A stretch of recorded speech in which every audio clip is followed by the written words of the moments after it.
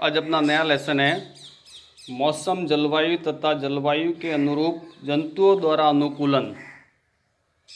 क्या आपको याद है कि जब आप पहाड़ों पर भ्रमण के लिए जा रहे थे तो आपसे क्या क्या साज सामान ले जाने के लिए कहा गया था? जब आकाश में बादल होते हैं तो आपके माता पिता आपसे छाता ले जाने के लिए कहते हैं। क्या आपने कभी अपने परिवार के बुजुर्गों को पारिवारिक समारोह आयोजित करने से पहले मौसम के बारे में चर्चा करते हुए सुना है? ये सब प्रश्न है मौसम से संबंधित। आपने अवश्य ही खेल शुरू होने से पहले विशेषज्ञों को मौसम के बारे में चर्चा करते हुए सुना होगा। क्या आपने कभी सोचा है कि ऐसा क्यों होता है? मौसम का किसी खेल पर अत्यधिक प्रभाव पड़ता है।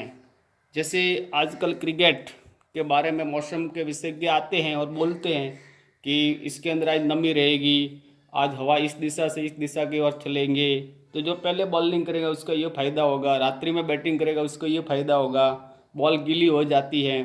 ये सब मौसम संबंधी चर्चाएं होती है। अपने घर वाले जब बादल देख के कहते हैं बाहर जाते हैं तो छाता लेके जाना, क्योंकि बारिश होने की संभावना, मौसम परिवर्तित होकर बारिश हो सकती है, आप भीग न जाओ।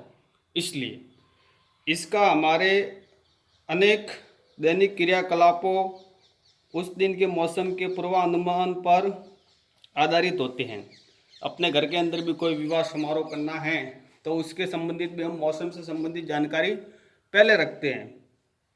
दूरदर्शन, रेडियो अथवा दैनिक समाचार पत्रों में भी प्रतिदिन मौसम के बारे में जानकारी दी जाती है। लेकिन क्या आप जानते हैं कि वास्तव में मौसम है क्या? अब आप वास्तव में जानेंगे कि ये मौसम है क्या, इसके बारे में आपको जानना है। दैनिक रेडियो के ऊपर भी देते हैं आज बारिश होगी, आज सूखा रहेगा। टीवी में भी बताते हैं यहाँ पर घने बादल छाए रहेंगे, यहाँ पर तेज हवाएं चलेगी। ये सब मौसम संबंधी जानकारी होती है। इस अध्याय में हम मौसम और जलवायु के बारे में पढ़ेंगे। हम ये भी जानवरों की विभिन्न जानवर होते हैं, उनकी विभिन्न व जीव किस प्रकार अपने आवास की जलवायु के लिए अनुकूलित होते हैं। तो पहला है 7.1 मौसम। तो इसके अंदर क्या करता है, सीधा सा मौसम शब्द का अर्थ है मौसम। मौसम सदैव एक जैसा नहीं रहता।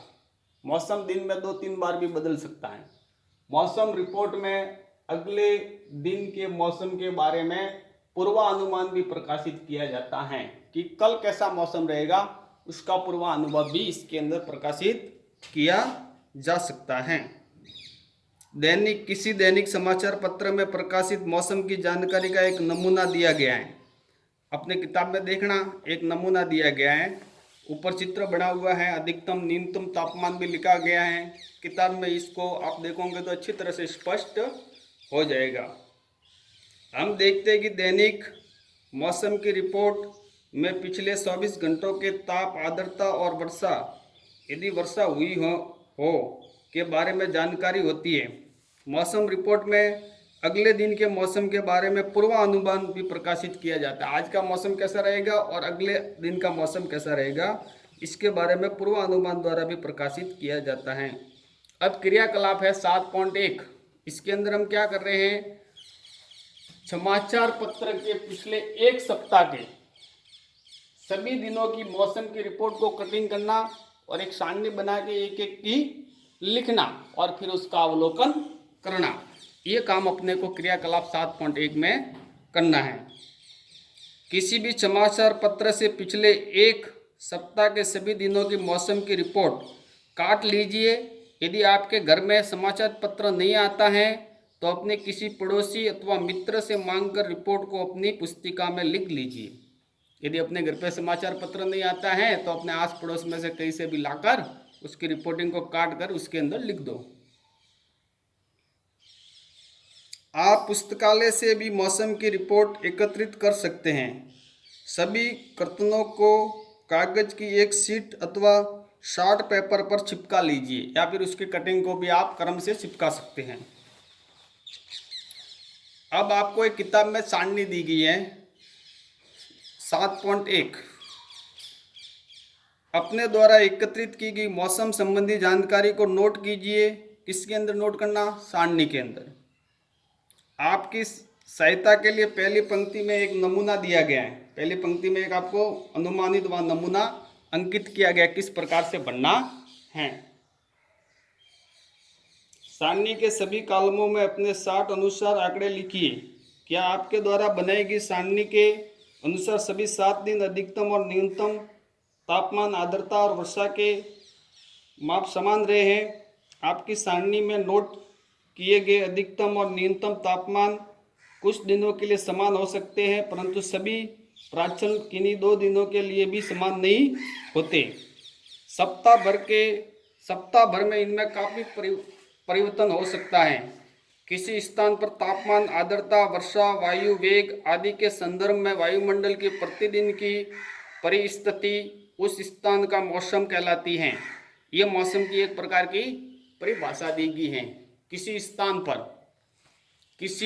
पर यानी एक जगह पर, किसी स्थान पर तापमान, आर्द्रता, वर्षा, वायु वेग यानी वायु का कितना वेग रहेगा, चाल आदि के संदर्भ में वायुमंडल की प्रतिदिन उस स्थान का मौसम कहलाती है। ये सब रिपोर्ट होती है ना, ये मौसम संबंधी रिपोर्ट होती है, यही मौसम कहलाता है। तापमान है, आर्द्रता है, वर्षा है, वायु का वेग है, ये सब मौसम के अंतर्गत आते हैं। मौसम एक अत्यंत जटिल परिघटना है, बहुत ही जटिल परिघटना है ये क्षण भर में भी परिवर्तित हो सकता है। जैसे अभी हम बैठे हैं, अचानक गर्मी पड़ने लग जाए, एकदम बादल आ जाए, बारिश होने लगे।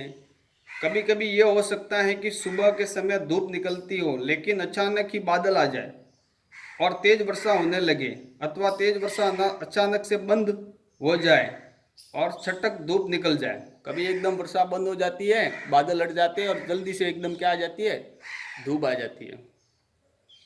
आपको अनुभव को याद करने का प्रयास कीजिए और अपने मित्रों को इसके बारे में बताइए।